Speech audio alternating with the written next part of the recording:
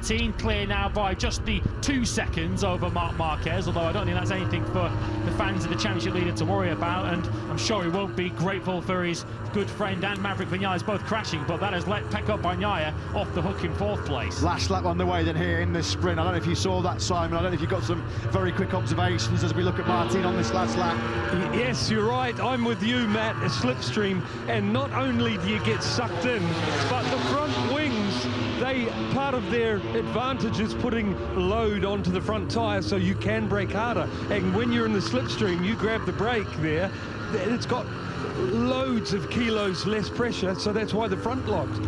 Yeah, thanks ever so much, Simon. We saw a similar incident with Johan Zarco and Marc Marquez back here in Phillip Island back in the day. We can see Marco Bezzecchi conscious but being stretched away from the scene of such a high-speed get-off that was. Thankfully, it looks like both Marco Bezzecchi and Maverick Vinales relatively unscathed after probably the scariest crash you can have, not just here in Phillip Island, one of the scariest crashes, the fastest crashes you can have on the entire World Championship calendar. No problems though, no dramas whatsoever on Sprint Saturday as Jorge Martin in cruise control.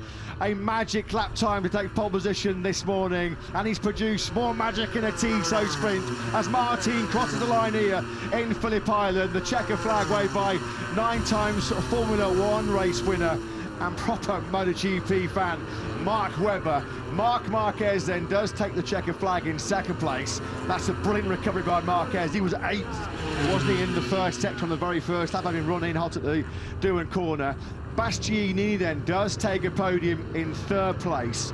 Pecco Bagnaia, 4th place for the reigning world champion, off the podium in a sprint for the first time since Aragon. And a big move in the championship for Martin as he moves 16 points clear now in the standings.